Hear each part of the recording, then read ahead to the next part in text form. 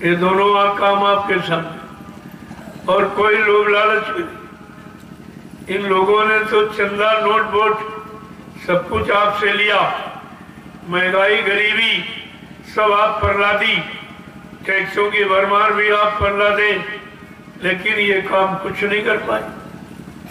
एक भी किसी ने किया हो, एक भी पंचवर्षीय के जिम्मेदार ने अगर ये जिम्मेदारी निभाई हो तो आपको समझ लेना चाहिए। और ये देखिए, मैंने 2 घंटे में करके दिखा दिया।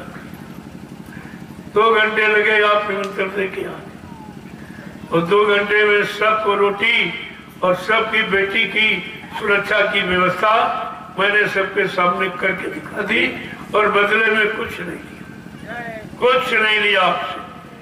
कोई लेने की कामना इच्छा नहीं, केवल सच्चे अच्छे काम को करने की इच्छा है। हो जाए तो सबके लिए अच्छा रहेगा, क्योंकि सर्वभूत हिते रता, जो सब जीवों के कल्याण में रत है, सब जीवों में अपनी जीवात्मा चेतन मानता जानता पहचानता है, वही इन जीवात्माओं का काम कर सकता। क्योंकि कोई शरीर ऐसा नहीं है जिसमें जीवात्मा न हो। इस शरीर से जीवात्मा निकल जाएगी, वो शरीर मुर्दा हो जाएगा, वो जिंदा नहीं रह सकती, वो मुर्दा हो जाएगा। आज जो काम आपके सामने किया जा रहा, शरीर में चेतन जीवात्मा है, चेतन जीवात्मा की रक्षा और सुरक्षा और हिफाजत की बात उनके सामने रखी जाए। जीव जंतु कोई भी हो, जीवात्मा समय।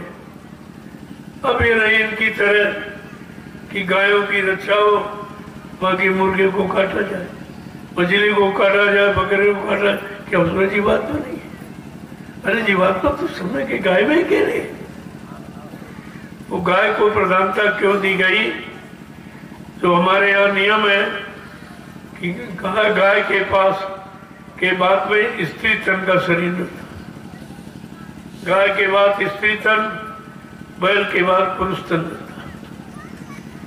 इसलिए इनकी रक्षा कि हो सकता वो परिवार में वो बैल की योनि से निकलकर तुम्हारा बेटा बन, तुम्हारा पति बन जाए, भाई बन के आ जाए, तो फिर तुमको तकलीफ देगा अगर आपने उसको तकलीफ दी। और अगर गाय का रूप वो तुम्हारे परिवार में तुम्हारी बेटी बहन, माँ और आपकी पत्नी बन के आ सकती। तुमने अगर भूखा रखा है, नहीं उसकी सुरक्षा व्यवस्था की है, तो तुम्हारे जीवन में वो तुम्हारी सुरक्षा व्यवस्था नहीं करेगी। क्यों? ये है कर्मों का लेन देन। इसलिए कितनी दूर से ये व्यवस्था बनाई गई। जैसे फसल उगाने के लिए कितने पहले काश्तकार मेड़े बांधता, बड़े मोटी मोटी मेड़े खेत में बांधता कि पानी रुके, जब पानी रुकेगा तो फसल अच्छी होगी। लेकिन वो पहले से काम करता, बिल्कुल एंड टाइम पर नहीं कर पाए। ऐसे संत महापुरुषों ने ये समाज की, देश की व्यवस्था, ये मेड़ और मर्यादा ये पहले क्यों रखी कि आगे का समय उन्हें मालूम है बहुत खराब आ रहा। उस खराब समय में तुम अपनी जान को नहीं बचा पाओ, अपने परिवार बच्चों को नहीं बचा पाओ, जो सामान इकट्ठा किया वो उसको भी आप नहीं बचा पाओगे। इसलिए उन्होंने समय से आवाज लगा दी कि अपने अपने समय को, अपने अपने जीवन, परिवार, बाल बच्चों को बचा लो, आगे का समय बहुत खराब है। कोई आंसू गिराने वाला, रोने वाला भी नहीं दिखाई दे। और आपने भी कोरोना काल में देख लिया कि लाशें सड़े पड़ेंगी घर घर में, उठाने वाले मिले न यार, जमाना बदलेगा। ये बाबा जी की सन 1980 की बचवाणी ये अब कोरोना काल में सब सिद्ध हो, सब वही हुआ जो उन्होंने कहा।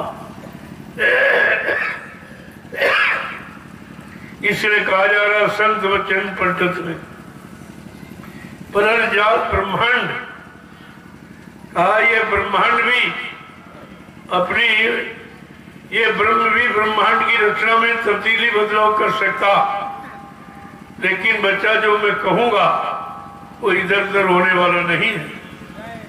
जो कहूंगा वो करके दिखाऊंगा। जब करके दिखाया जाएगा, तुम कह लो करने वाला चला गया, फिर ये करके दिखाएगा कौन? क्या किसी को करना मालूम है या करके दिखाना ये शक्ति सामर्थ्य किसी में है? ये तो विचार आपको रखना चाहिए। लेकिन आपकी समझ में कुछ नहीं आया। मैं निरंतर आपके कान तक आवाज पहुंचाता रहा, चाहे कोरोना रहो चाहे कोई बीमारी, सब जगह वाणी विराम हो गया। लेकिन मैंने नैमिषारण्य की तपोभूमि से ये आत्म कल्याणकारी जनहितकारी ये संदेश मैंने प्रसारण करना बंद नहीं किया। मैं बराबर संदेश प्रसारित करता रहा, क्योंकि आगे इसकी जरूरत पड़ेगी। जैसे आप बीमार हो जाओ, अगर दवा से पहले नहीं बना के रखी जाए तो एंड टाइम पर दवा बनाई जाए, तब तक तुम खत्म हो जाओ। तो दवा का निर्माण तो पहले से है, क्योंकि स्थित परिस्थिति और खान पान को देखकर नहीं। आपने किसी डॉक्टर के पास खबर नहीं भेजी किसी मिल फैक्ट्री में कि हमारी भी दवा बना ली जाए, और तुम बीमार होते हो फौरन पैसा दिया, कहा हमारी दवा दे दीजिए। अरे भाई, तुम्हारे घर में जैसे कोई आ रहा हो, अगर रसोईया को ये नहीं मालूम है कि कितने लोग आ रहे हैं, तो क्या रोटी मांगने पर रोटी दे पाएगा? वो रोटी खिला पाएगा? लेकिन ये सब कैसे जान गए? त्रिकालदर्शी क्या इन्होंने ऐसा खान पान तुम्हें सिखाया, ऐसे गंदे गंदे खान पान में तुमको डाला। उनको मालूम इस खान पान से बीमारी होगी, तो फिर से उन्होंने दवा पहले बना ली और उसी बीमारी का लाभ उठा रहे कि तुमको जरूरत पड़ी, वो चाहे जो पैसा कीमत रखते तुम्हें लेनी पड़ेगी, क्योंकि तुम दवा बना नहीं सकते। जब ये तुम्हारे काम बस का नहीं, जो भी काम तुम्हारे बस का न हो और उस काम की जरूरत पड़े, फिर आपको कुछ भी कीमत हो सब चुकानी पड़ती है, क्योंकि वो तुम्हारी एक समस्या हो जाती है। समस्या का समाधान करना ये अनिवार्य होता है।